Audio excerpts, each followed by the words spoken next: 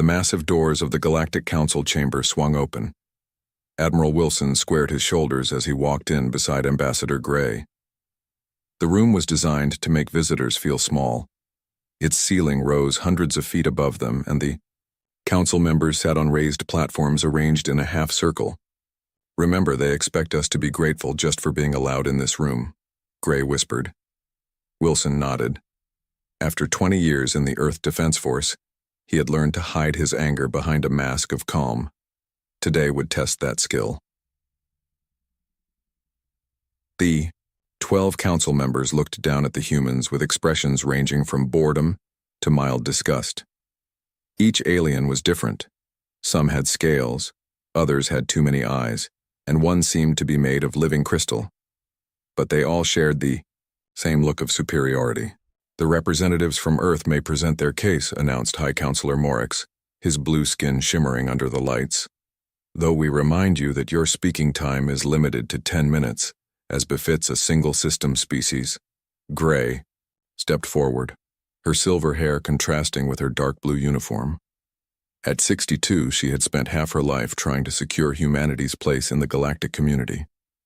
"Honorable Council," she began, her voice steady, "we come before you not as supplicants but to address serious violations of the Treaty of Sol, signed 80 years ago when humanity first joined the galactic community." She activated a holographic projector. Images appeared in the air: a destroyed colony ship, burned settlements on Mars's southern hemisphere, and technical schematics with sections highlighted. "In the past 5 years, 17 of our colony ships have been destroyed. The B Council blamed these incidents on equipment failure or space anomalies." Gray swiped to a new image.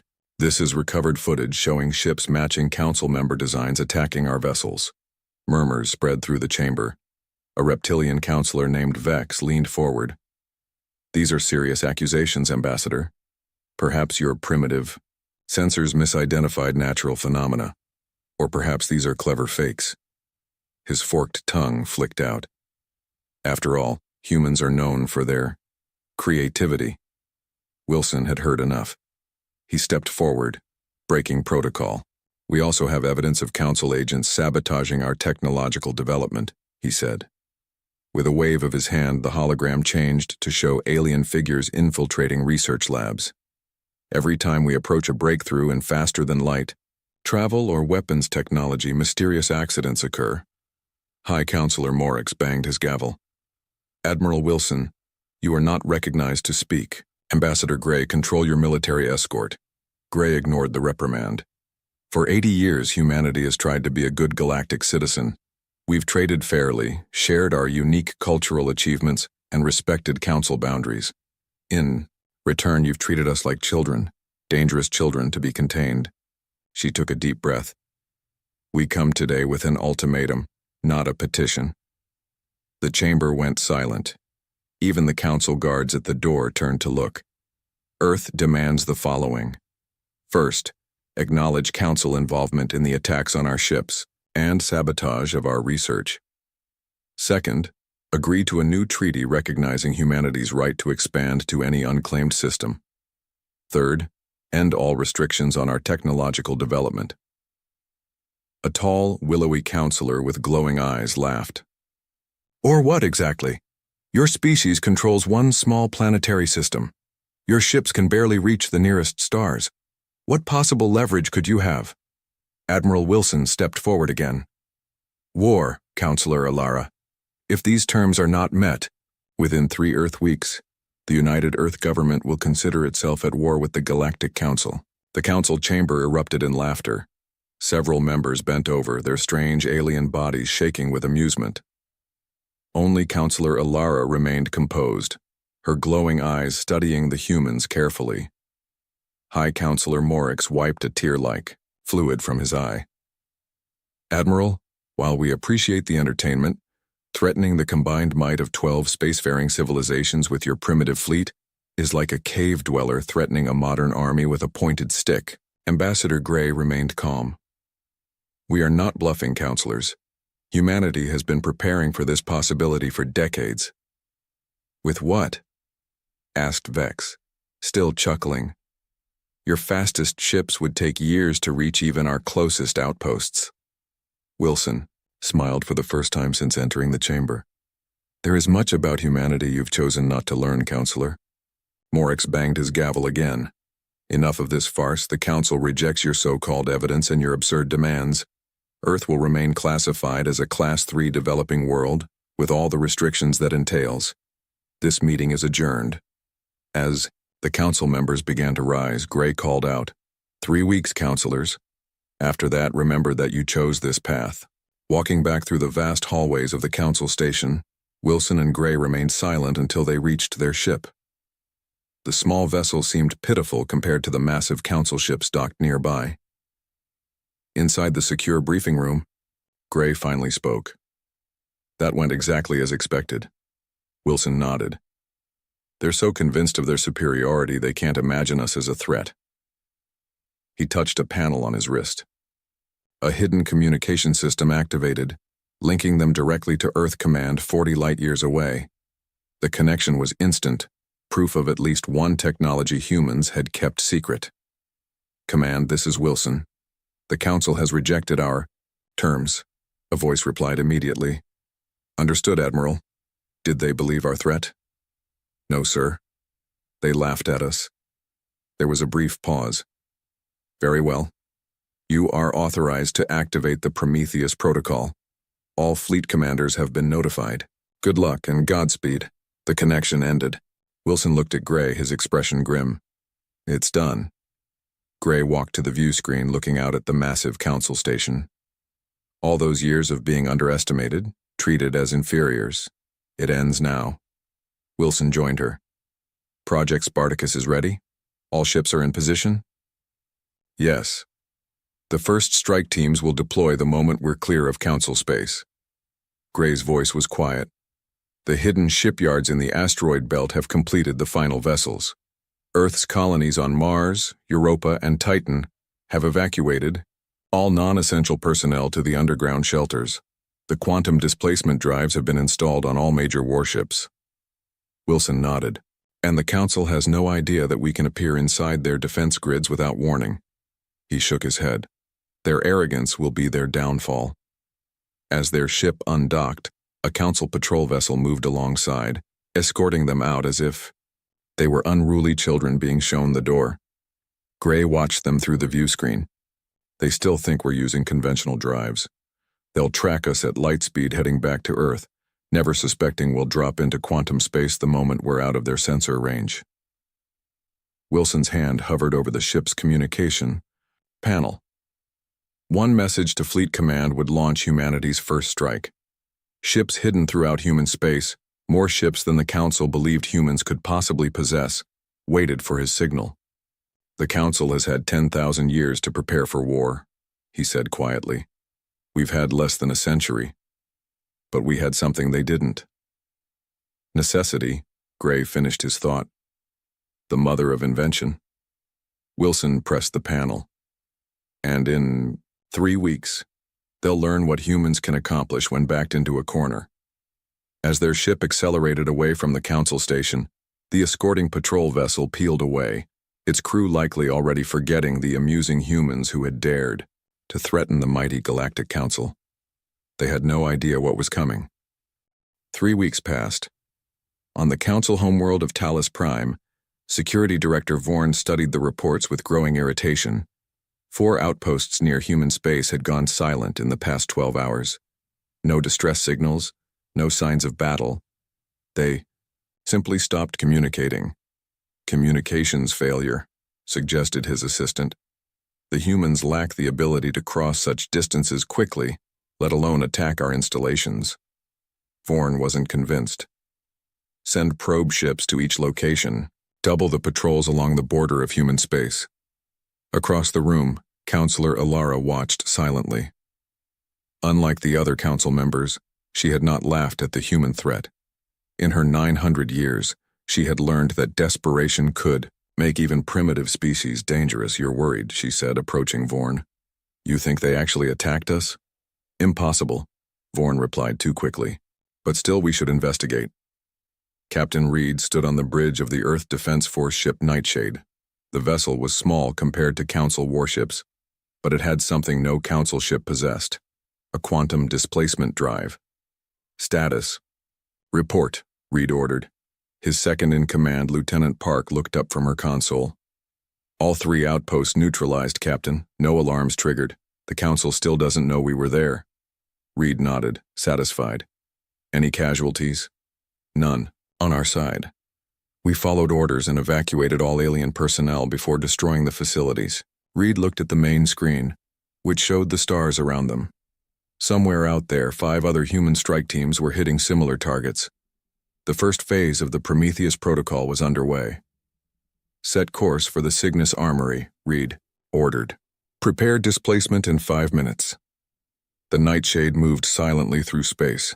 To any observers, it would appear to be traveling at conventional speeds. But when it was safely away from any watching eyes, Reed gave the command. Activate quantum displacement. The stars blurred around them. The ship seemed to fold in on itself, disappearing from normal space. When it reappeared an instant later, they were inside the defensive perimeter of the Cygnus Armory, the largest weapons storage facility in this sector of Council space. Alarms immediately sounded on the bridge. They've detected us, Park shouted. Too late, Reed said calmly. Deploy the boarding teams. We have 20 minutes to take what we need and destroy the rest. On Earth's moon, Dr. Mason stood in a vast underground laboratory. Hundreds of scientists and engineers worked around her, all focused on a shimmering dome of energy in the center of the room. General Thompson entered the lab, his face grim. The first strikes are complete, but the Council will respond soon. How close are you to finishing the shield?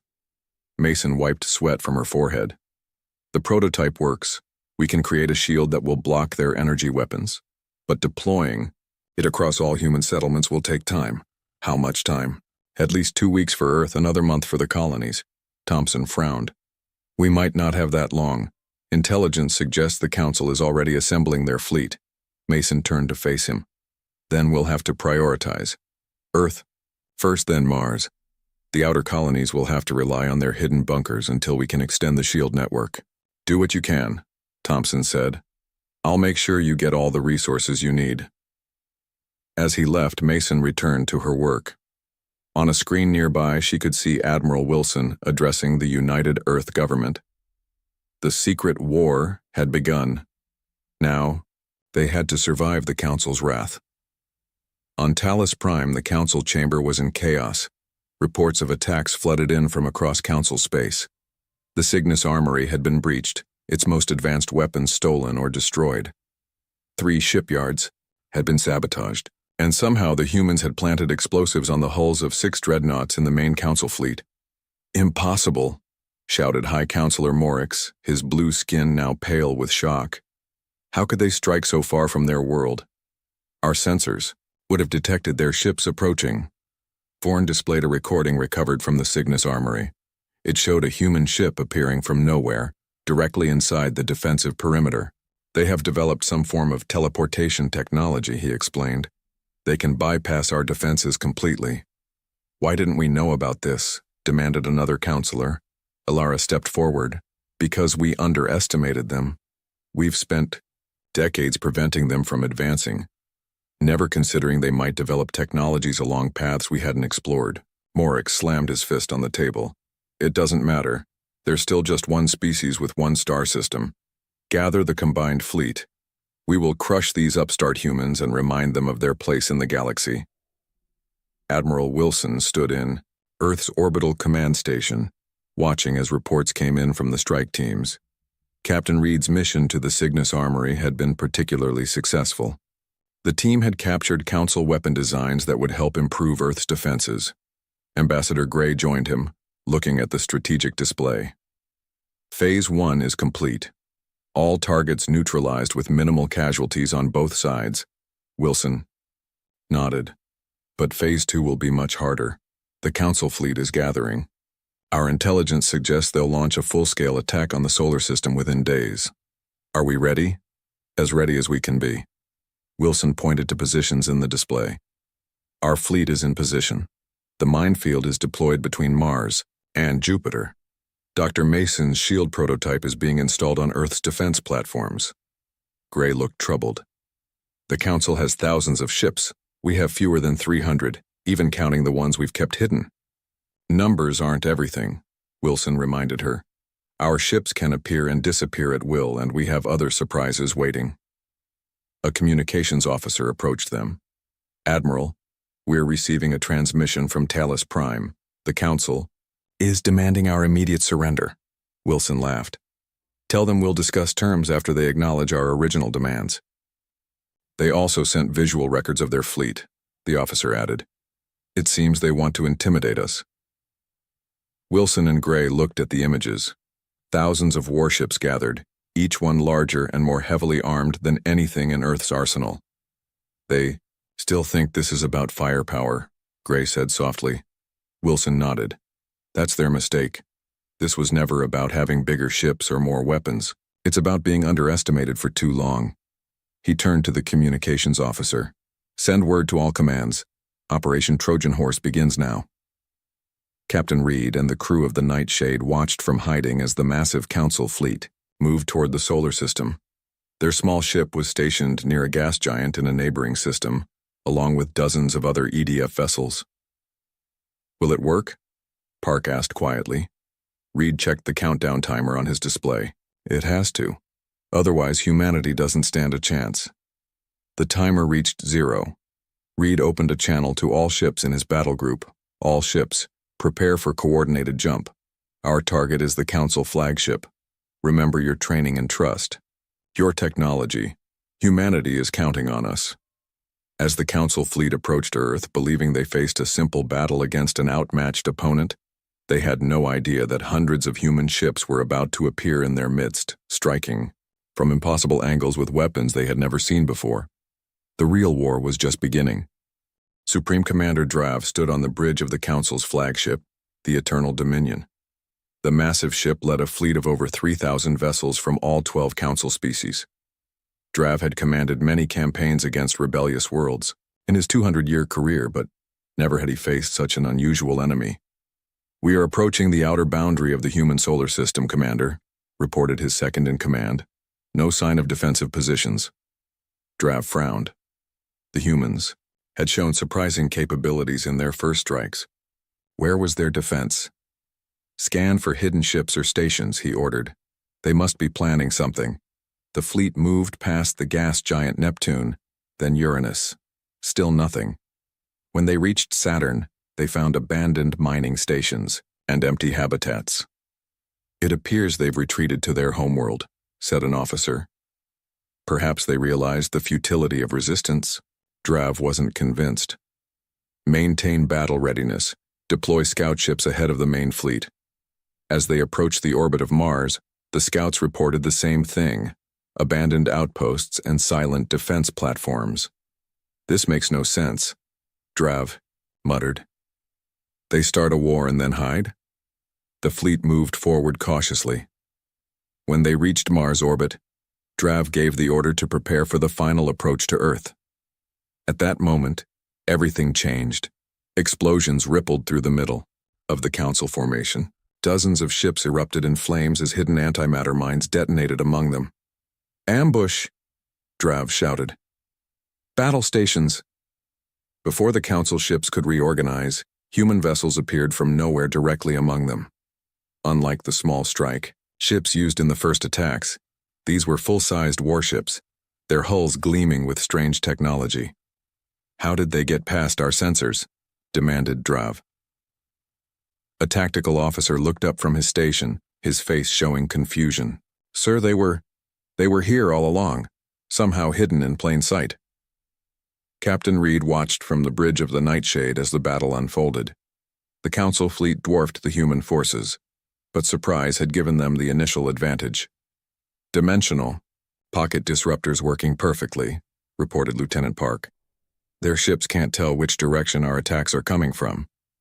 Reed nodded.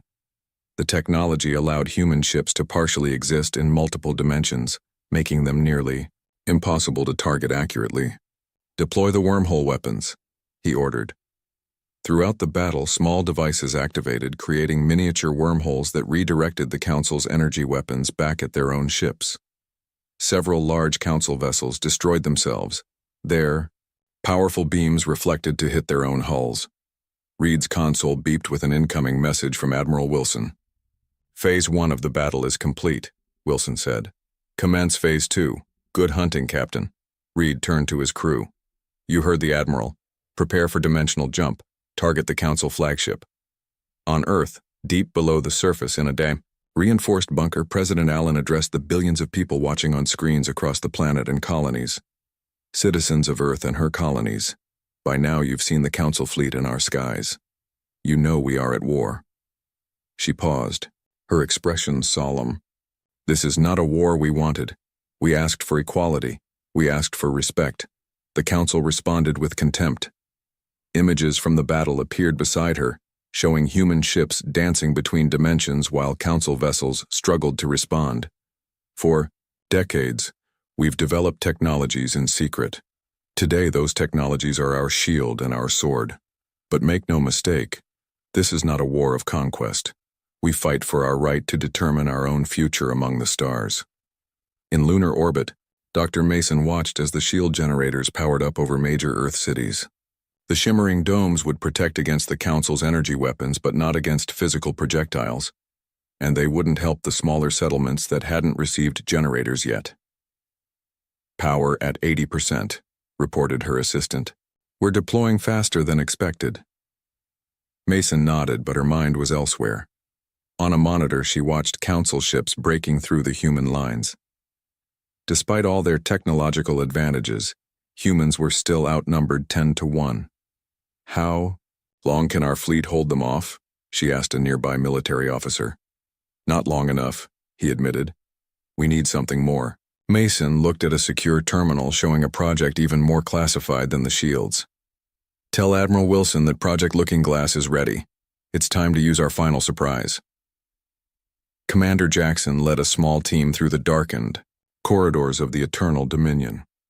While the battle raged outside, they had a different mission: infiltrate the Council flagship and access their secure database. Security patrol ahead, whispered Miller, checking a scanner. 3 guards. Jackson signaled his team to wait. They wore specialized suits that bent light around them, making them nearly invisible. The patrol passed without noticing them. Jackson led the team forward again, using a stolen access code to enter a restricted area. There it is, he said, pointing to a terminal.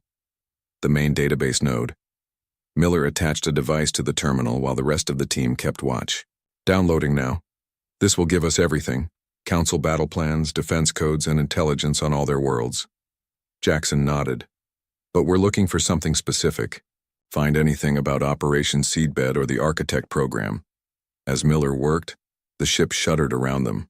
The battle outside was intensifying. We need to hurry, Jackson urged. I found something, Miller said suddenly. I don't believe this. Jackson looked at the screen and his eyes widened. Download everything. Admiral Wilson needs to see this right away. Back on the Nightshade, Captain Reed was fighting the battle of his life. The Council had adapted more quickly than expected, developing countermeasures against the dimensional pocket technology. 2 more of our ships lost, reported Park, her voice tight. The Council fleet is regrouping. Reed studied the tactical display. The initial surprise had allowed them to destroy nearly 1/5 of the Council fleet, but the remaining ships still vastly outnumbered the humans. Where is that reinforcement from Lunar Command? He demanded. As if in answer, a massive energy surge appeared on his sensors. Near Earth's moon, a structure that had been disguised as a mining facility was transforming, revealing its true purpose. What is that? Asked Park. Reed smiled. That, Lieutenant, is Project Looking Glass, our last and greatest secret. The structure finished its transformation, revealing an enormous ring-shaped device. Energy crackled around it as it activated, creating what looked like a rippling mirror in space. Reed opened a channel to all human ships. All vessels, execute withdrawal pattern Omega. I repeat, withdrawal pattern Omega. Human ships began to break away from the battle, using their quantum displacement drives to vanish and reappear near the moon. The Council fleet, seeing what appeared to be a retreat, pushed forward toward Earth. "They think we're running," Park observed. Reed shook his head. "They're about to learn another lesson about humanity. We don't just develop new weapons, we change the rules of the game entirely." As the last human ships reached safety, Dr. Mason activated Project Looking Glass. The giant ring device fired a beam of energy unlike anything seen before. Where it struck, space itself seemed to fold and twist. Suddenly, hundreds of Council ships found themselves facing each other instead of Earth. Their weapons, already firing, struck their own allies. At the same time, the space around them became littered with thousands of small wormholes, pulling their ships in different directions. "Battlefield reconfiguration successful," announced Mason over the fleet channel. "Phase 3 can now begin." On the Nightshade, Reed watched as the Council fleet fell into disarray. "It won't hold them forever," he told his crew. "But it doesn't need to. We just needed time for Commander Jackson to complete his mission." As if on cue, a small stealth ship appeared near the Nightshade, transmitting a single code. "Prometheus. Complete." Reed nodded in satisfaction. "The real war is about to begin, and it's not the one the Council was expecting." Admiral Wilson studied the files that Commander Jackson's team had stolen from the Council flagship. The more he read, the more his hands shook with anger and disbelief. "Is this verified?" he asked the intelligence officer beside him. "Yes, sir. We've confirmed it from multiple sources in their database. It's all true." Ambassador Gray entered the command center, her face showing the strain of the past days. The battle in space had reached a stalemate. Earth's revolutionary technologies had prevented a quick Council victory, but the sheer number of enemy ships made total victory impossible for humanity as well. "What did they find?" she asked, noticing Wilson's expression. He gestured to the screen. "Everything. More than we ever suspected. The Council has been manipulating developing species for thousands of years." Gray sat down heavily. "Show me." Wilson brought up a series of files. According to their own records, at least 47 species have been subjected to the same treatment as humans. When they reach a certain level of development, the Council deliberately sabotages their progress. "But why?" asked Gray. "What do they gain?" "Power. Control." Wilson brought up another file. "But that's not even the most shocking part. The Council, species themselves, they weren't natural evolutions." The screen showed ancient diagrams of genetic modification and planetary engineering. They were created by another species, an ancient race called the Architects. The Architects designed the Council species to be caretakers, to nurture new intelligent life throughout the galaxy. Gray's eyes widened. Instead, they've been doing the opposite. They've been suppressing new civilizations to maintain their dominance. Exactly. They betrayed their purpose. Wilson clenched his fist. And they've been doing it for over 10,000 years. In space, the battle continued. Captain Reed and the Nightshade had suffered heavy damage but remained operational. Nearly a third of Earth's fleet had been destroyed, but they had taken down an equal number of Council ships. "New orders from command," Lieutenant Park announced. "We're to disengage and regroup at Europa." Reed frowned. "Disengage? In the middle of the battle?" "Admiral Wilson has authorized a new strategy," Park explained. "Something called Operation Truth Bomb." As Reed gave the orders to withdraw, he noticed other human ships doing the same, using their quantum displacement drives to vanish from the battlefield.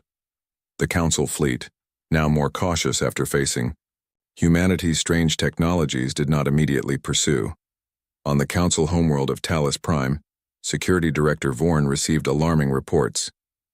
"Human ships have been detected in orbit around 5 Council member worlds," his assistant reported, "but they're not attacking military targets." "Then what are they doing?" Vorn demanded. "They're broadcasting, sending signals to every communication device on the planets." Before Vorn could respond, the large screen in his office activated by itself.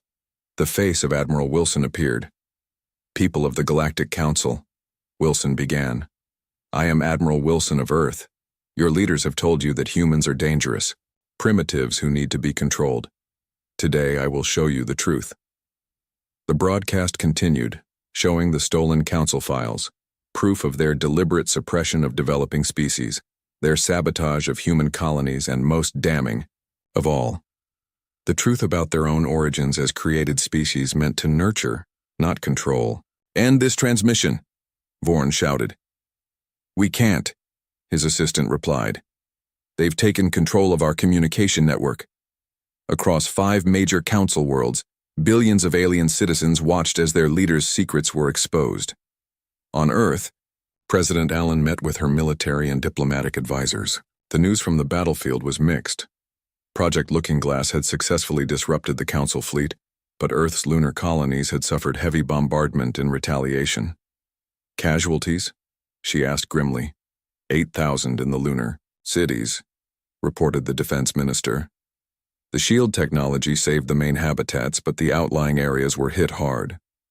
Allen closed her eyes briefly. "And the Mars settlements?" "Better news there. They activated their underground bunkers in time. Minimal casualties, though the surface structures are destroyed." Dr. Mason entered the room, looking exhausted but determined. "Madam President, we've managed to extend the shield network to cover 60% of Earth's major population centers. But I must report that 3 council ships broke through our defenses and attacked unshielded areas in South America and Africa." Allen's face hardened. "Civilian targets?" "Yes. They seem to be changing their strategy, trying to force our surrender by threatening our people directly." Admiral Wilson joined the meeting via secure channel from his command ship. "Madam President, Operation Truth Bomb is underway. We're broadcasting the Council's secrets to their own worlds." "Will it make a difference?" Allen asked. "It already is. We're monitoring communications from Council worlds. There are protests erupting on at least 3 planets. Their citizens are demanding answers." Ambassador Gray, who had been quiet, finally spoke. "This is what we needed. The Council's power doesn't just come from their technology or ships. It comes from the trust of their people. Now that trust is broken." Commander Jackson led his team through the corridors of a Council research facility on a small moon orbiting one of their core worlds. Unlike their mission to the flagship, this wasn't about stealing information. It was about finding something specific. "The vault should be just ahead," whispered Miller, checking the stolen facility maps. They reached a massive door with alien symbols carved into its surface. Jackson placed a device against the control panel, and after a few tense moments, the door slid open. Inside was a vast chamber filled with thousands of stasis pods, each containing what appeared to be a sleeping alien. "My God," breathed Jackson. The database was right. Miller scanned the nearest pod. They're other species that aren't part of the Council." Jackson moved to a central console. "According to what we found, these are representatives of civilizations the Council deemed too aggressive or too innovative. Instead of just suppressing their technology, they took samples and put their worlds under quarantine. Some of these pods are thousands of years old," Miller said, reading the data. Jackson activated his communicator. "Admiral Wilson, this is Jackson. We've confirmed Site Alpha. There are approximately 5,000 individuals here from at least 30 different species. Some may still be viable." Wilson's voice came through clearly. "Understood. Secure the facility. We've found similar sites at 2 other locations. This changes everything, Commander." Back in space, the main battle had paused as both sides regrouped. Captain Reed used the opportunity to repair what systems they could on the Nightshade. "How bad is it?" he asked the chief engineer. "We can fight, but the displacement drive is operating at 70% efficiency. Another jump might damage it permanently." Reed nodded. "Do what you can. I suspect we'll need to make at least one more jump before this is over." New orders appeared on his command console. Reed read them twice to be sure he understood. "Lieutenant Park, prepare the crew. We're not returning to the main battle." "Sir?" Park looked confused. "We've been reassigned. Admiral Wilson wants us to take the Nightshade directly to Talus Prime, to the Council chamber itself." Park's eyes widened. "An assassination mission?" "No," Reed said firmly. "Something much more important. We're going to deliver an invitation." His console beeped with an incoming transmission from Lunar Command. Dr. Mason's face appeared on the screen. Captain Reed, I'm sending you specifications for a device we've developed based on the architect technology we found in the Council database. Your mission is to place this device in the Council chamber. It will create a direct communication link that can't be blocked or censored. What's the message? Reed asked. Mason's expression was serious. The truth. All of it. And an offer that might end this war before we destroy each other completely. Captain Reed stood in the shadows of the Grand Council chamber on Talos Prime. His team had used the Nightshade's quantum displacement drive to bypass all the planet's defenses, appearing directly inside the most secure building in Council space. Device is ready, whispered Lieutenant Park, placing the small silver object beneath the central table where the Council members sat. How long until it activates? Reed asked. 5 minutes after we leave. Plenty of time for us to get clear. Reed nodded. Let's go. Our part is done. The rest is up to the diplomats. They slipped away just as guards entered the chamber, preparing it for an emergency council meeting. The council members had no idea what was about to happen in their sacred hall. On Earth, Admiral Wilson and Ambassador Gray prepared for the most important broadcast in human history. President Allen stood with them in the secure command center. Are you sure this will work? Allen asked. They could just destroy the device. They won't have time, Wilson explained. Once activated, it creates a quantum-linked communication channel that can't be interrupted, and it will broadcast to every council world simultaneously. Gray adjusted her formal uniform. This is our best chance to end the war without more bloodshed. The council's own people are already questioning their leaders. Now we offer an alternative. The technician at the communications station raised his hand. Connection established. You're live in 30 seconds. Wilson straightened his back. Remember, we're not just speaking to the council now. We're speaking to trillions of beings across the galaxy. In the council chamber, the 12 members argued furiously. Their unified front had cracked under pressure from both the human attacks and their own citizens' protests. We should have crushed them immediately, shouted Vorn, his scales flaring with anger. Now look what they've done. Turned our own people against us. Perhaps, suggested Counselor Alara, we should consider that our approach was wrong from the beginning. If we had treated humans as equals. Equals? Interrupted High Counselor Morix. They are barely space-capable. They have existed for a fraction of our lifespans. Before anyone could respond, the silver device beneath their table activated. A beam of light shot upward, forming into a three-dimensional image of Admiral Wilson, Ambassador Gray, and President Allen. Greetings, Council members, began Allen. Her voice was calm but firm, and greetings to all citizens of Council worlds who are watching this broadcast. What is this? Demanded Morix. Guards, remove this device. Guards rushed forward, but their hands passed through the device as if it weren't there. It exists, partially in another dimension, explained Wilson. A technology we developed while you were busy trying to prevent us from advancing. Gray stepped forward. We come with an offer of peace, but not a surrender. The war between us has cost thousands of lives on both sides. It need not continue. You invaded our territory, shouted Vorn. You attacked our installations. After decades of your sabotage and attacks on our ships, countered Wilson. But we're not here to argue about who started this conflict. We're here to end it. President Allen held up a data tablet.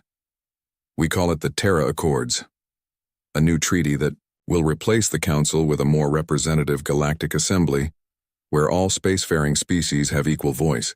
Throughout Council space, trillions of beings watched the broadcast. On 5 major worlds, massive protests had erupted when the truth about the Council's manipulation was revealed. Now they listened as humans, the primitives they had been taught to fear, offered a different vision of galactic society.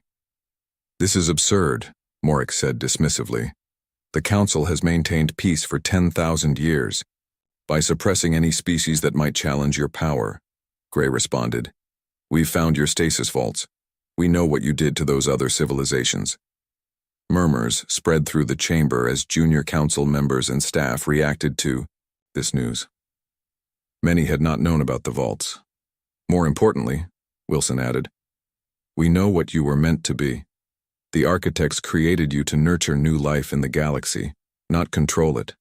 You betrayed your purpose. Ilara stood suddenly. He speaks the truth, she announced to the shocked chamber. I have studied the ancient archives. Our ancestors were designed as caretakers, not rulers. Forn snarled and drew a weapon, pointing it at Ilara.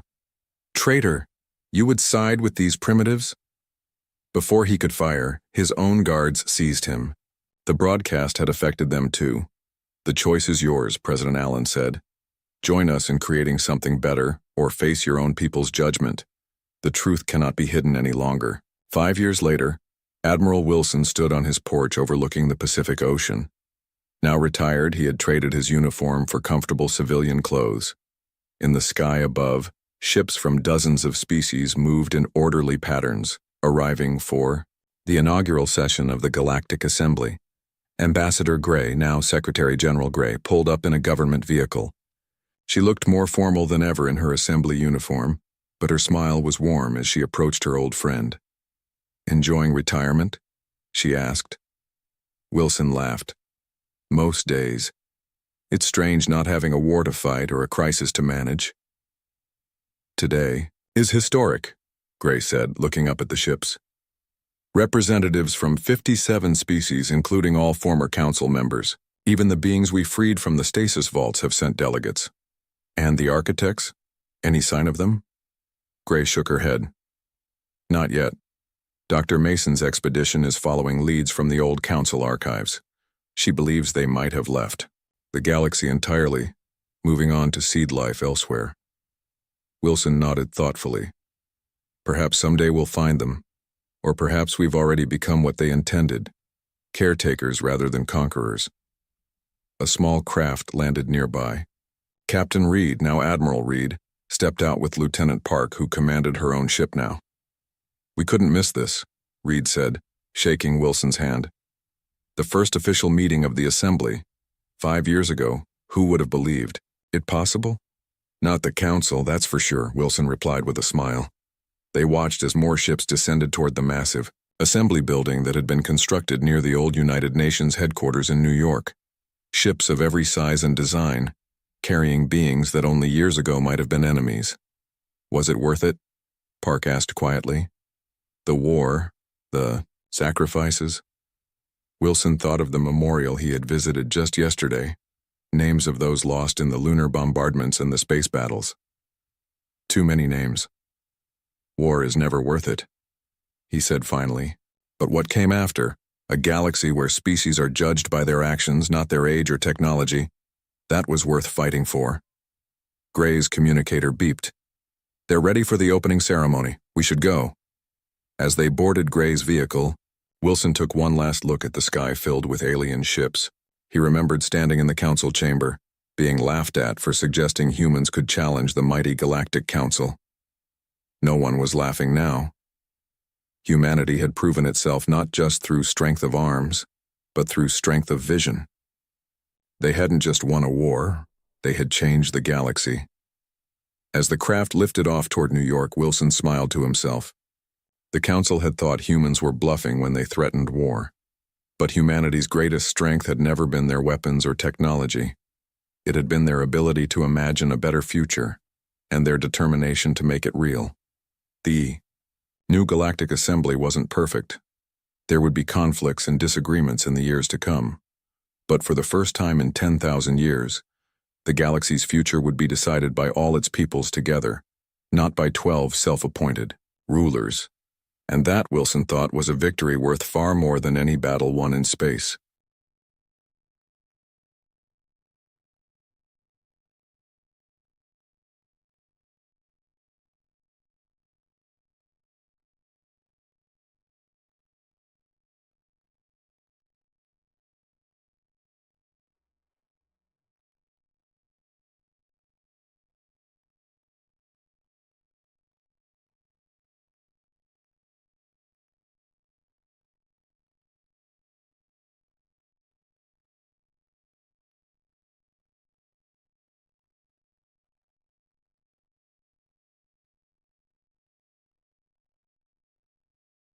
The massive warship Dominion's Edge floated silently in the cold darkness of space. Inside its war room, 12 of the galaxy's most feared military leaders sat around a glowing table. Their faces showed worry and anger.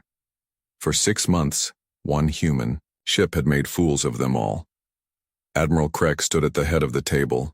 His dark blue skin looked almost black in the red light of the room. 3 scars ran across his face from old battles. He had won wars against entire star systems. But today he looked tired. "Show them the reports," Krex said to his aide. The holographic display came to life. Images of destroyed bases filled the air above the table. Burning space stations, wrecked supply ships, dead soldiers floating in the void. Base 17, gone. Base 23, gone. Supply Depot Kappa, gone. Krex's voice was flat. All destroyed by one human ship, the Defiant Star. General Thax slammed his fist on the table. "How is this possible? It's just one small ship. Against our entire fleet, because they fight like demons," said Commander Vex. She was the youngest officer in the room, but she had faced the humans in battle. "They don't follow any rules. When we expect them to run, they attack. When we set traps, they spring them on us instead." Krex nodded. "I've studied their combat records. In every battle, they were outnumbered. In every battle, they should have died. But they keep winning." The room fell silent. Outside the windows, stars twinkled like tiny diamonds. Each star system represented worlds under Vorthon rule. But lately, their empire felt smaller. One human ship had changed everything. "What do we know about their crew?" asked General Thax. Krex touched a control. New images appeared. 127 humans, led by Captain Blake. Their ship is old, but they keep upgrading it with stolen technology. They've taken weapons from 6 different alien races, and somehow made them all work together. "Impossible," muttered Admiral Zork. "Different alien technologies don't mix. The power systems alone would explode." "Yet they've done it," Krex replied. "More importantly, they never leave anyone behind. If they receive a distress call, they always respond. Always. Even if it means walking into obvious danger." "Commander." Vex leaned forward. "You have an idea." Krex smiled for the first time in weeks. "I do. We've been trying to fight them ship to ship. We've been using conventional warfare against an enemy that doesn't understand the word conventional. It's time we tried something different." He touched another control. A star map appeared, showing a small system at the edge of known space. The planets glowed red, marking them as extremely dangerous. "The Telos system," Krex announced. 7 planets, all of them death worlds.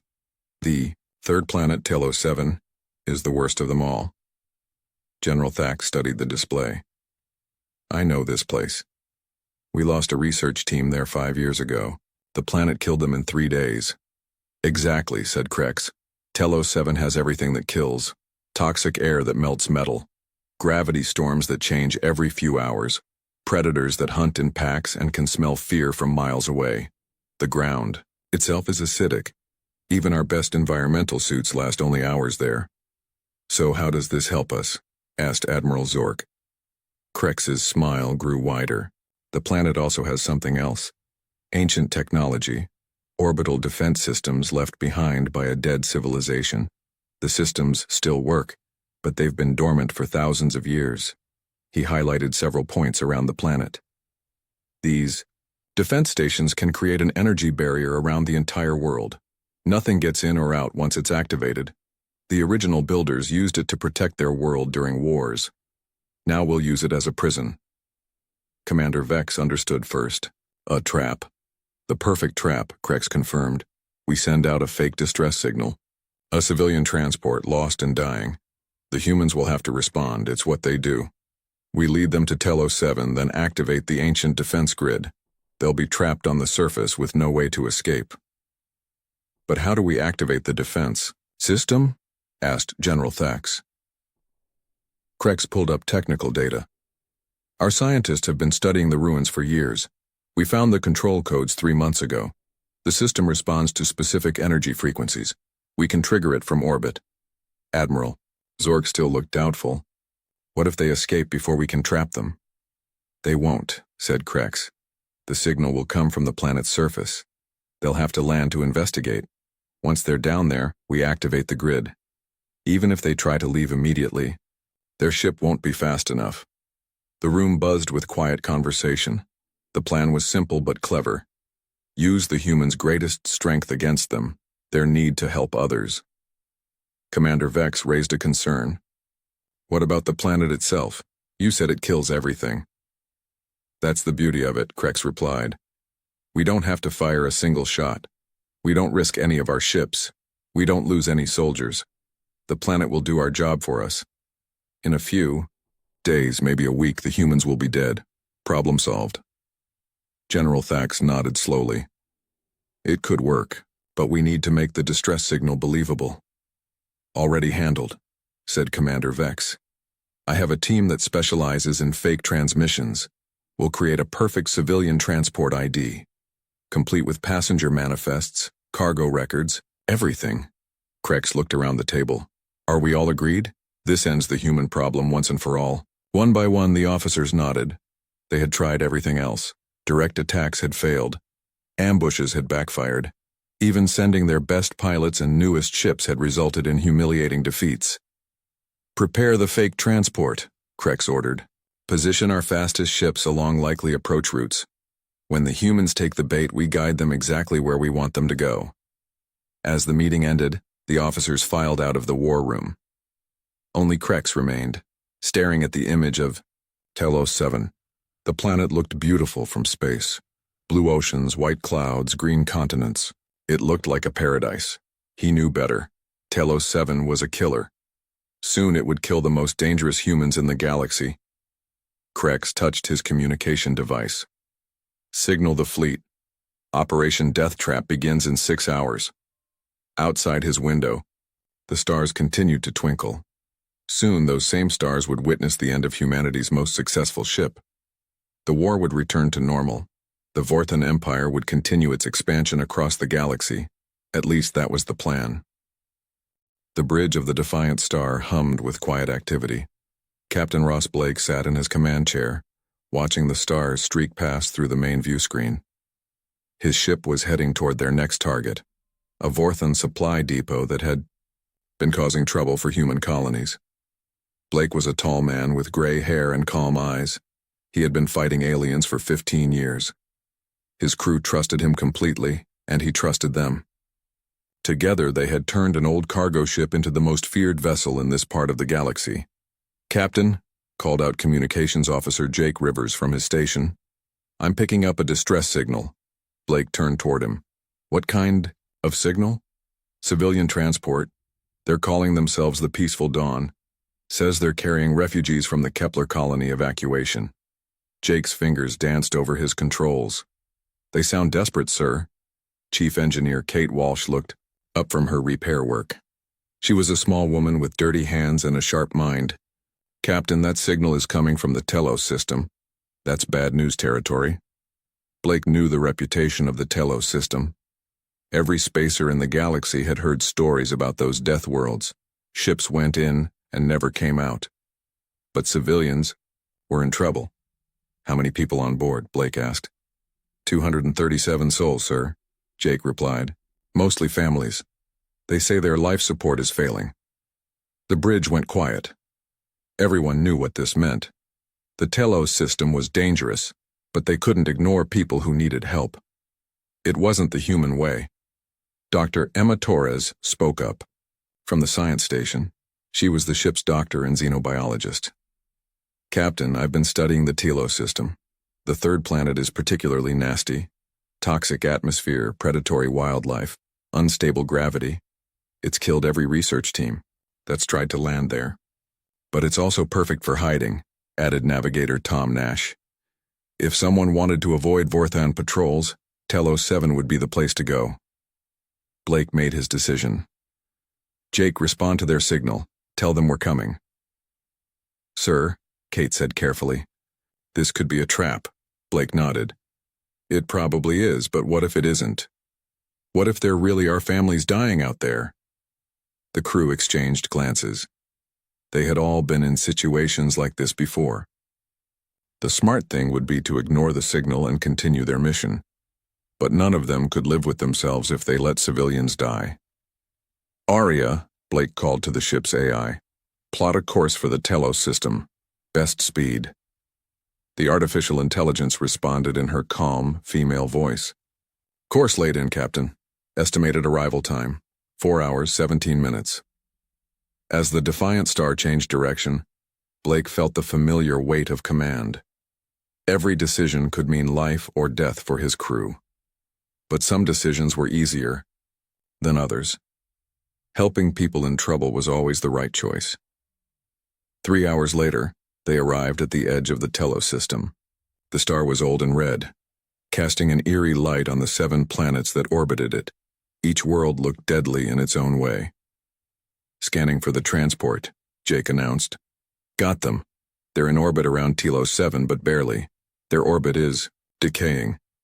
"Any sign of Vorthon ships?" Blake asked. Tom checked his sensors. "Nothing on long-range scan, but this system has a lot of interference. They could be hiding anywhere." Aria's voice filled the bridge. "Captain, I am detecting massive energy signatures buried in the planet's crust. The readings are consistent with ancient defensive technology." Blake felt a chill. "Defensive technology?" "Unknown origin," Aria continued. "The systems appear to be dormant, but they are still functional. I recommend extreme caution." Before Blake could respond, alarms started blaring throughout the ship. The lights flickered and the deck vibrated under their feet. "What's happening?" Blake demanded. Tom's hands flew over his controls. "Energy barrier forming around the planet. It's coming from multiple points on the surface." "Full reverse," Blake ordered. "Get us out of here." But it was too late. A shimmering wall of energy surrounded Telos 7, trapping everything in orbit. The Defiant Star hit the barrier and bounced, back like a ball hitting a wall. "We're trapped," Kate announced. "The barrier is too strong. Our weapons can't break through." Blake gritted his teeth. "The transport, scan for it." Jake worked frantically. "I'm not reading any transport, sir. The signal is coming from a probe on the planet's surface. It's fake."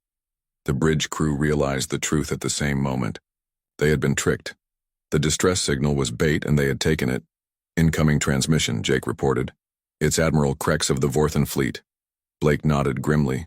"Put him on screen." The image of Admiral Krex appeared on the view screen. The alien's scarred face showed satisfaction and cruel amusement. "Captain Blake," Krex said smoothly. "Welcome to your tomb." "Krex," Blake replied calmly. "I should have known you were behind this." "You humans are so predictable," the Admiral continued. "You simply cannot resist helping others even when it's obviously a trap. Your compassion is your greatest weakness." Blake smiled coldly. "We'll see about that." "The energy barrier around the planet is impenetrable," Krex explained. "Your ship will be pulled down by the planet's gravity within hours. Even if you survive, the crashed Telos 7 will kill you. The air is poison, the ground is acid. The animals hunt in packs. You have perhaps 3 days before you all die horribly." "And you'll just watch from up there?" Blake asked. "Exactly. I don't need to risk my ships or my soldiers. The planet will do my work for me. Your reign of terror ends here, Captain." The transmission ended. Blake stared at the blank screen for a moment, then turned to his crew. They were all looking at him, waiting for orders. "Well," Blake said finally, "we've been in worse situations." Kate laughed despite their circumstances. "When?" "Remember the Proxima incident? We were outnumbered 50-1. That was different," Tom pointed out. "We had space to maneuver. Now we have a whole planet," Blake replied. "Kate, how long before we're pulled down?" 2 hours, maybe 3, she answered. "The barrier is interfering with our engines." Blake stood up. "Then we better get ready for a crash landing. Emma, start preparing medical supplies. Tom, find us the best landing spot you can. Kate, secure the engine room. Jake, try to raise any other ships that might be trapped here." As his crew rushed to follow orders, Blake looked out at the planet below. Telos 7 looked beautiful from space, but he knew it was a killer. The Vorthons expected it to destroy them.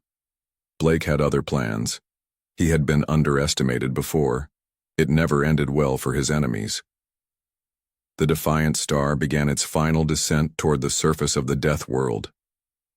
The Defiant Star crashed into the surface of Telos 7 with tremendous force. The ship plowed through purple trees and strange rocks before coming to rest in a shallow valley. Steam rose from the hull as the toxic rain began eating at the metal. "Captain." Blake pulled himself up from the floor of the bridge.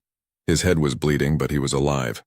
Around him, his crew was doing the same thing, checking for injuries and damage. "Report," Blake called out.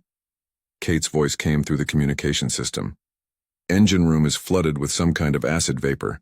Main power is down to 40%. We're breathing recycled air, but the filters won't last long in this atmosphere. Hull, breach on deck 3, added Tom. The local air is seeping in. It smells like rotten eggs mixed with burning metal." Blake looked at the main screen. Outside, they could see the alien landscape of Telos 7. The sky was a sickly yellow color. Strange plants moved without any wind. In the distance, something howled, a sound that made everyone's skin crawl. "Aria," Blake said to the ship's AI, "give me a full environmental analysis." "Atmospheric composition is 70% methane, 20% sulfur compounds, 10% various toxins," Aria reported. "Ground acidity level is extreme. Local gravity varies between 0.8 and 1.4, Earth standard, changing every 6 to 8 hours. Temperature ranges from -20 to +60 Celsius. Dr. Emma Torres shook her head. "We can't survive outside for more than a few minutes without full environmental suits." "How many suits do we have?" Blake asked. "Enough for 30 people," Kate replied, "for maybe 6 hours each before the acid eats through them." Blake did the math. 127 crew members, 30 suits. It wasn't nearly enough. "Sir," Jake called from his station, "I'm picking up other ships on the scanner. Looks like we're not the first ones to get trapped here." Blake studied the readings. "How many?" "At least 12 different wrecks scattered around this area. Some look old, some look recent. None of them are transmitting any life signs." Blake made a decision. "We're going outside. Small teams, full protection, quick searches. Those wrecks might have supplies we can use." Dr. Torres looked worried. "Captain, the environment will kill us." "Only if we let it," Blake replied. "Emma, I want you to study samples of everything: air, water, plants, soil. Find out what makes this place tick. Kate, start working on extending our life support. Tom and Jake, you're with me. We're going wreck hunting." An hour later, Blake and his team stepped outside the ship. The environmental suits were bulky and awkward, but they kept the deadly atmosphere at bay. The ground under their feet was soft and squishy, like walking on wet leather. "Stay close," Blake ordered through the suit radio. "Watch for movement. According to the reports, this place has predators." They walked toward the nearest wreck, a Vorthon scout ship that had crashed maybe a year ago. The hull was partially dissolved by acid rain, but parts of it were still intact. "Look at this," Tom said, pointing to claw marks on the ship's hull. "Something big tried to get inside." They entered through a hole in the side. Inside, they found the remains of the Vorthon crew, but they also found something valuable: spare parts, tools, and most importantly, different types of environmental suits. "These Vorthon suits are designed for different atmospheres," Kate observed. "If we can modify them, we might be able to stay outside longer." As they searched, Jake made an interesting discovery. "Captain, look at this data pad. It's a Vorthon research log. They were studying the local plants before they died." Blake read over the alien text. "Aria, can you translate this?" The AI's voice came through their suit radios. "The log indicates that several local plant species produce compounds that neutralize atmospheric toxins. The Vorthons were attempting to create breathing filters using these plants." "So there's a way to breathe the air safely?" Emma asked from back at the ship. "Possibly," Aria confirmed. "But the Vorthons died before completing their research." Blake smiled inside his helmet. "Then we'll finish what they started. Emma, I'm sending you samples of everything we find. Tom, start collecting these plants. Kate, Grab any technology that looks useful. They spent 4 hours exploring wrecks and collecting samples. By the time they returned to the ship, they had gathered materials from 6 different alien species. Each wreck told a story of ships that had been trapped and died, but Blake noticed something else. The newer wrecks were in better condition. The older ones were almost completely dissolved. "Area," he said once they were back inside. "Analyze the decay rates of these wrecks." "Interesting," the AI responded after a few minutes.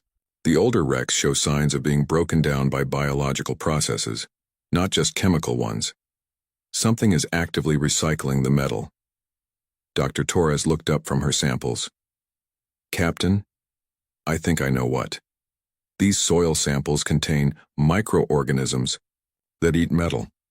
But they also produce something interesting, a compound that could strengthen our hull against the acid." Blake felt a spark of hope. "Keep working on it. What about the breathing problem?" "The plants Jake collected do produce neutralizing compounds," Emma continued. "If I can extract and concentrate them, we might be able to create breathable air, filters. It won't be pleasant, but it could keep us alive." Kate had been working on the Vorthon technology. "Captain, their environmental suits use a different power system. If I can adapt it to our equipment, we could extend our outside time from 6 hours to maybe 24 hours. Blake gathered his senior officers around the small table in his quarters. Outside, something screamed in the distance, a sound like metal being torn apart. "Here's the situation," Blake began. "The Vorthons expect us to die. They're probably watching from orbit, waiting for our life signs to disappear. What they don't expect is for us to adapt." "Adapt?" Tom asked. "Captain, this place is designed to kill everything." "No," Blake replied. "This place is designed to kill everything that doesn't belong here. But what if we make ourselves belong?" Emma understood first. "You want us to change our biology to survive here." "Not change," Blake corrected. "Improve. Emma, those microorganisms you found, can they be beneficial instead of harmful?" "Maybe," she said slowly. "If we can control them, they might help us process the toxic air. But it would be dangerous. We'd essentially be infecting ourselves." "Kate," Blake continued, "those plant compounds, can we use them to create permanent air filtration systems?" "I think so. The ship's air recyclers could be modified. We'd have clean air as long as we had plants to process." Blake looked at each of them. "The Vorthons gave us a death world. Let's turn it into our home." Jake spoke up. "Captain, I managed to boost our communications array. We can reach the Vorthon fleet if you want to send a message." Blake grinned. "Patch me through to Admiral Krex." A few minutes later, the alien admiral's face appeared on the screen. He looked surprised to see Blake alive. "Captain Blake," Krex said. "Still breathing, I see. Enjoy it while you can. You have perhaps 2 days left." "Actually, Admiral, I wanted to thank you," Blake replied cheerfully. Krex's expression changed to confusion. "Thank me?" "For the training exercise. This planet is teaching us things we never knew about survival. It's quite educational." "You're insane," Krex said. "The planet is killing you." "The planet is challenging us," Blake corrected. "There's a difference. By the way, if you have any more challenging environments, we'd be happy to test ourselves against them." Krex's face showed anger and disbelief. "You cannot survive there." "We'll see," Blake said calmly. "Blake out." The transmission ended. Tom stared at his captain. "Sir, was that wise? Now he knows we're planning something." Blake shrugged.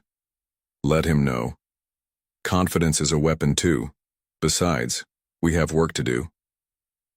As night fell on Telos 7, the human crew worked frantically. They had 72 hours to prove that humanity could survive anywhere. The clock was ticking, but Blake had faith in his people. They had never let him down before. 3 weeks had passed since the Defiant Star crashed on Telos 7.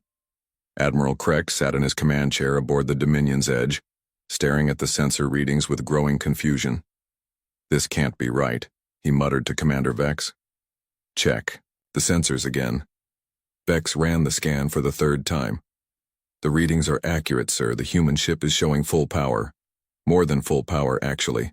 They're generating 50% more energy than when they first arrived. Impossible, Krex said. The planet should have killed them by now. What about life signs? That's the strange part, Vex replied.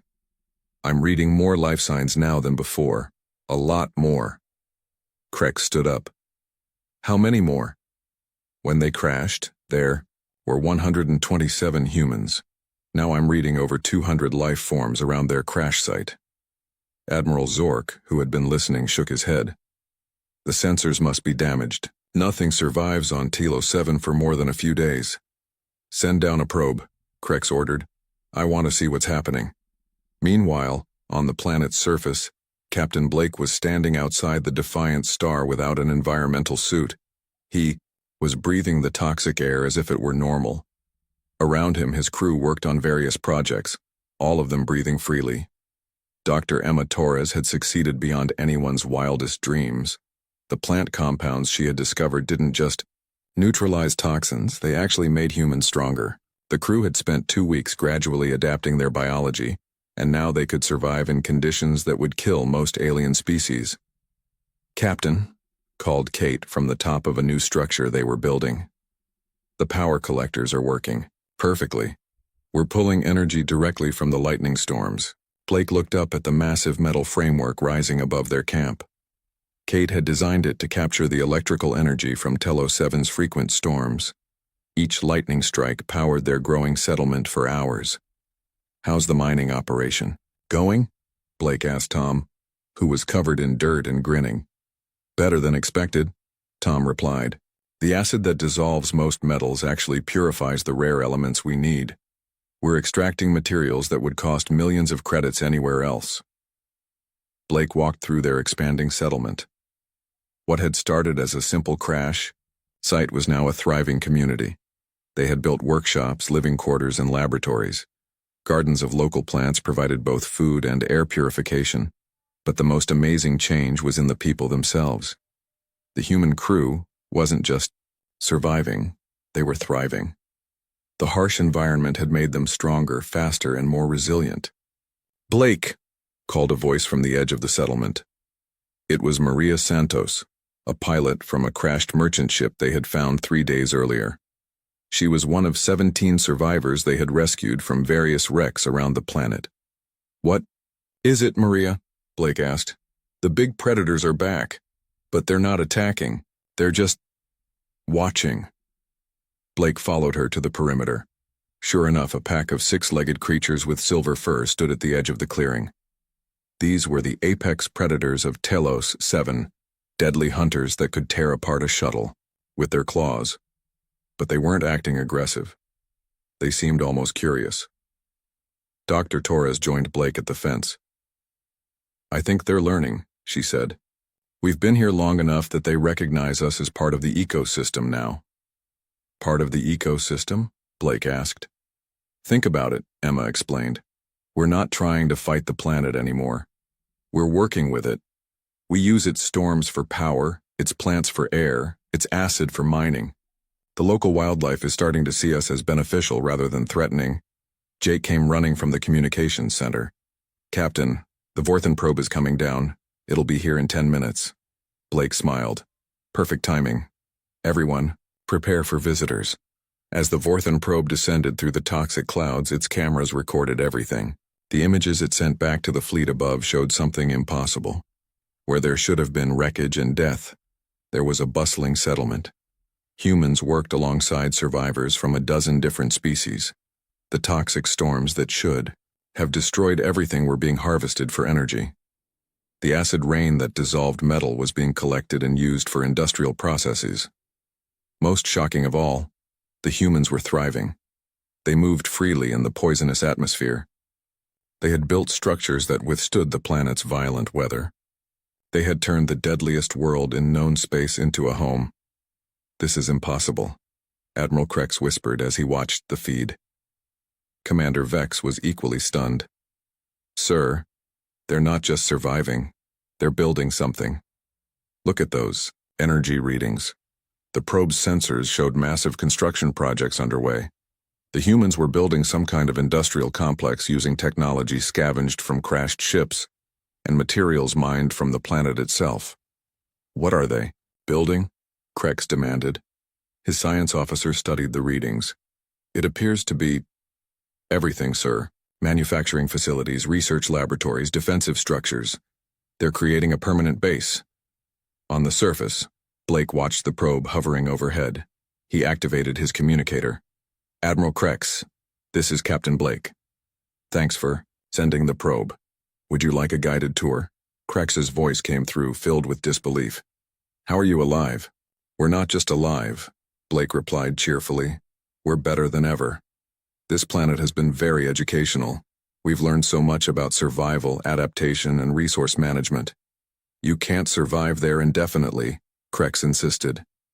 The planet will kill you eventually. Blake laughed. Admiral, the planet isn't trying to kill us anymore. We're part of it now. In fact, we've made some friends. As if on cue, one of the silver-furred predators walked calmly through the settlement. The humans barely glanced at it. The creature had learned that these strange beings were not prey but partners in the planet's ecosystem. Impossible, Krex breathed. Would you like to meet some of our other residents? Blake continued. We've rescued survivors from 12 different species. Turns out, when you work together and adapt to the environment instead of fighting it, amazing things happen. The probe's cameras showed the truth. Aliens who had been enemies for generations were working side by side with humans. A Vorthon engineer was teaching a human how to repair energy conduits. A Zilonian scientist was helping. Dr. Torres studied local plant life. Former slaves and former masters were building a new society together. By the way, Blake added, we wanted to ask about those orbital defense platforms, the ones you used to trap us here. We've figured out how to control them. Krex felt his blood turn cold. What? The ancient civilization that built them left quite a bit of information in their ruins. We've been studying their technology. Very advanced stuff. We should be able to take full control of the defense grid within a few days. The Admiral realized what this meant. The humans hadn't just survived his trap. They had turned it into the foundation of a fortress. The same barriers that imprisoned them would soon protect them. You're bluffing, Krex said, but his voice lacked conviction. Am I? Blake asked. Arya, show Admiral Krex what we found in the temple complex yesterday. The probe's feed switched to show massive underground ruins. Ancient technology hummed with power. Human engineers worked alongside alien specialists to understand systems that were older than the Vorthon Empire itself. This technology predates anything in our databases, Blake explained. The beings who built it were incredibly advanced.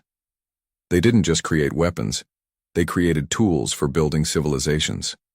And now we understand how to use them. Krexy stared at the images in growing horror. The humans had done the impossible. They had taken his perfect trap and turned it into their greatest advantage. We'll be in touch soon, Admiral, Blake said. We have some interesting proposals to discuss with you. The communication ended. Commander Vex looked at her superior.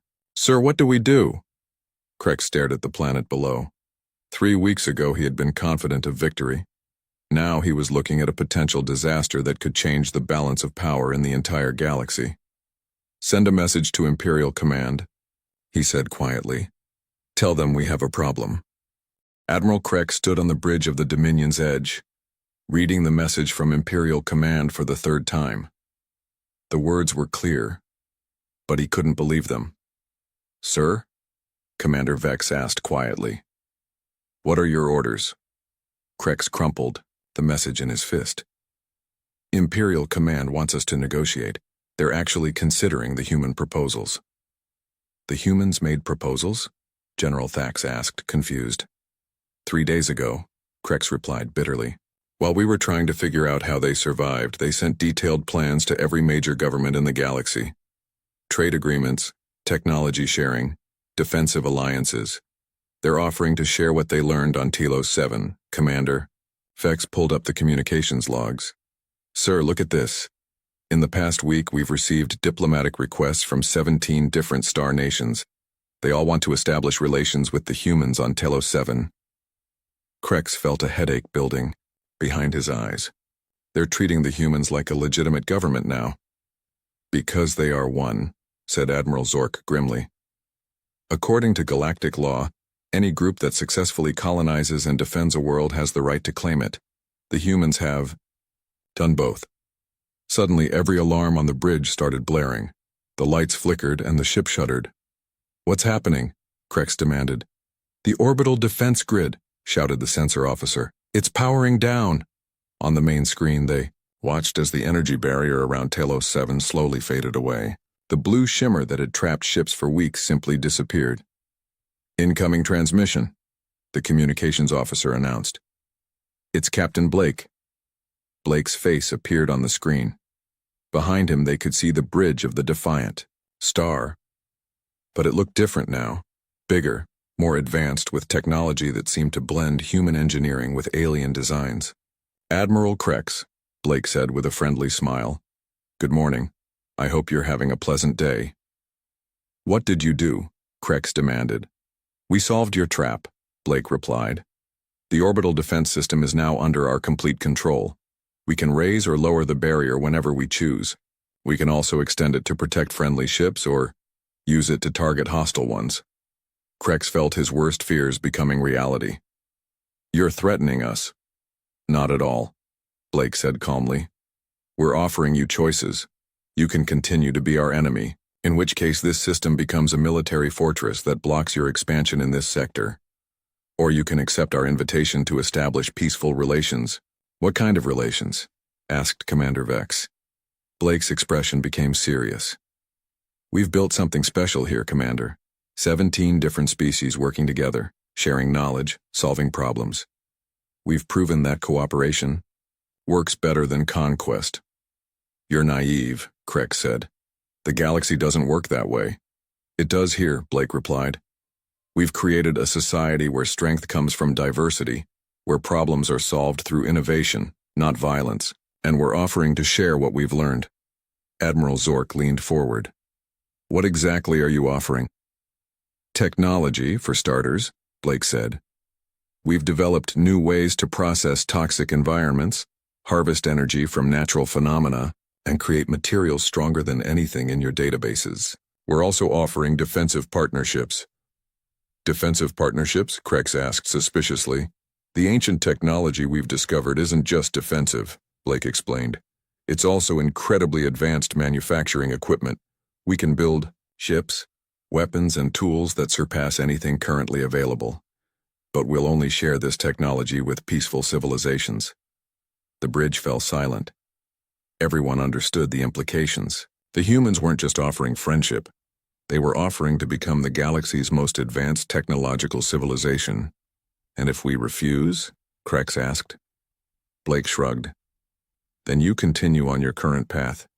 But you do it without access to Talos 7, without our technology, and with the knowledge that there's now a power in this galaxy that can stop your expansion whenever necessary. Before Krex could respond, his communications officer interrupted.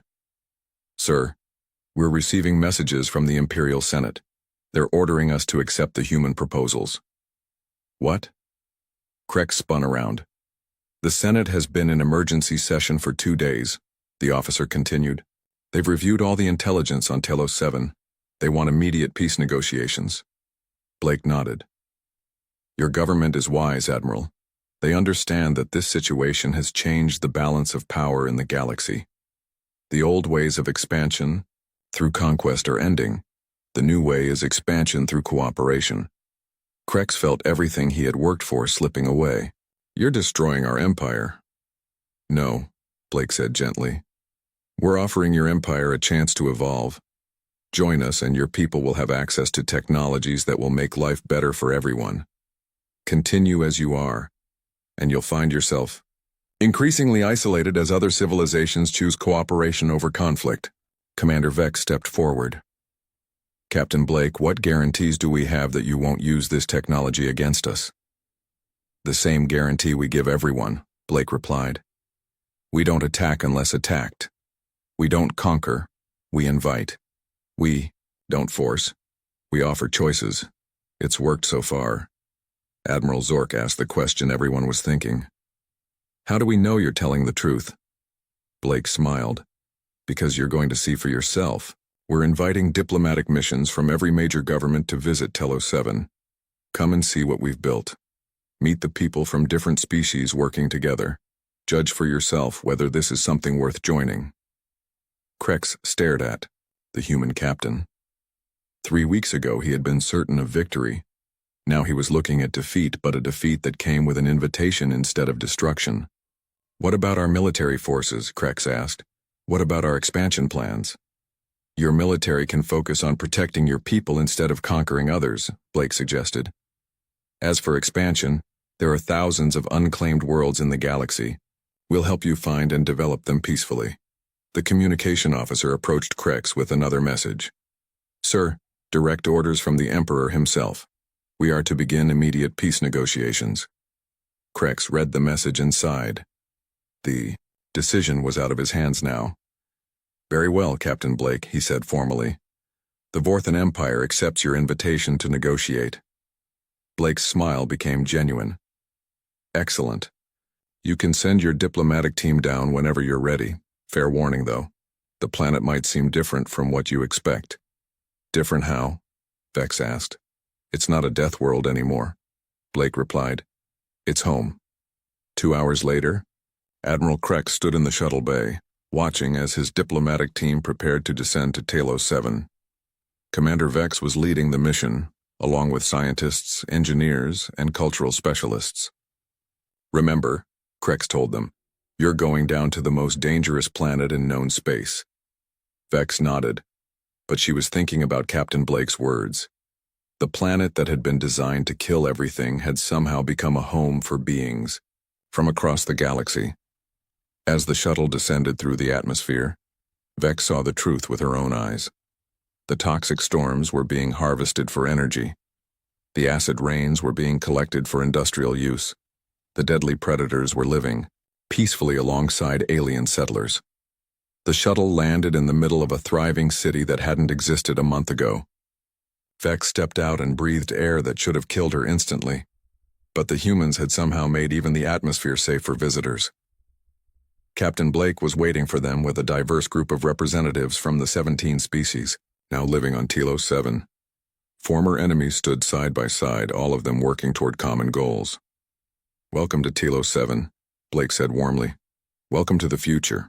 As Vex looked around at the impossible city, at the cooperation between former enemies, at the technology that turned death into life, she realized that everything had changed. The humans hadn't just survived their trap. They had used it to build something that would reshape the galaxy, and they had done it all without firing a single shot.